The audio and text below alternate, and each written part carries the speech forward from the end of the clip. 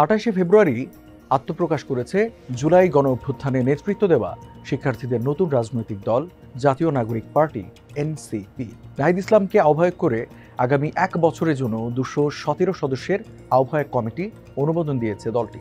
তবে নির্বাচন করতে গেলে রাজনৈতিক দল হিসেবে নির্বাচন কমিশন থেকে নিবন্ধন নিতে হবে। সেজন্য বেশ কিছু শর্তও পূরণ করতে হবে নতুন দলকে। কি সেসব শর্ত আর কিভাবে সেগুলো পূরণ করবে এনসিপি?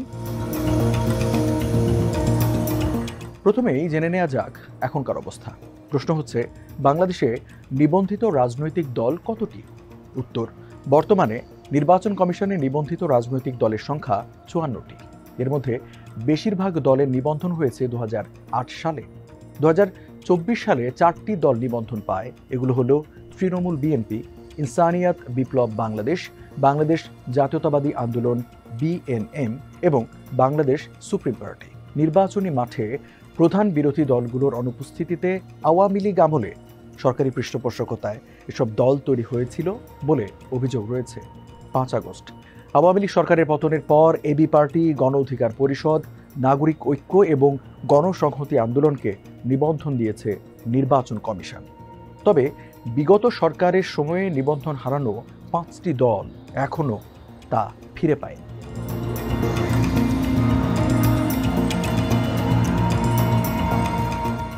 বাংলাদেশের নির্বাচন ও ভোটাধিকার সম্পর্কিত যতগুলো আইন আছে তার মধ্যে একটি হলো the representation of people's order বা গণপ্রতিনিধিত্ব আদেশ। এর অধ্যায় 6 এর কতে রাজনৈতিক দলের নিবন্ধনের কিছু শর্ত আছে।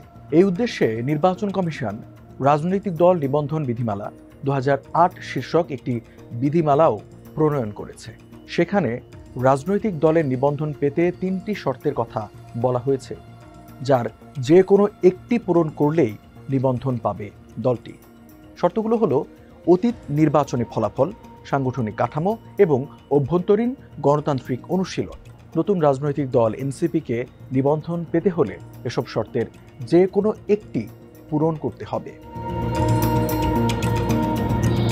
অতীত নির্বাচনী ফলাফল বা অর্জনের ক্ষেত্রে নতুন দল হিসেবে কিছুই করার সুযোগ নেই এনসিপির।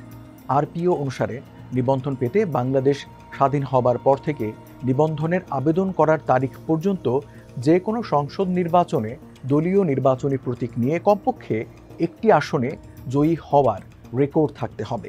যে কোনো একটি আসনে দলীয় প্রার্থীকে মোট প্রদত্ত ভোটের 5% পেতে হবে।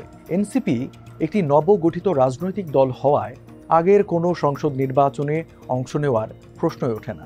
ফলে কোনো আসনে জেতার বা প্রয়োজনীয় শতাংশ ভোট অর্জনের প্রশ্নও নেই।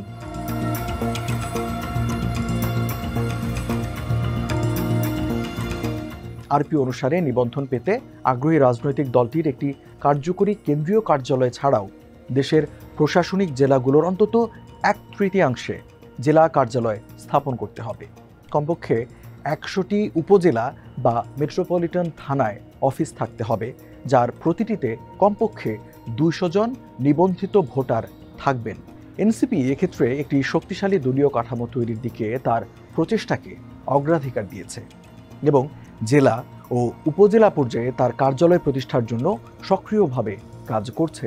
রমজান মাসে সাংগঠনিক কাঠামোকে শক্তিশালী করতে কাজ শুরু করেছে এনসিপি।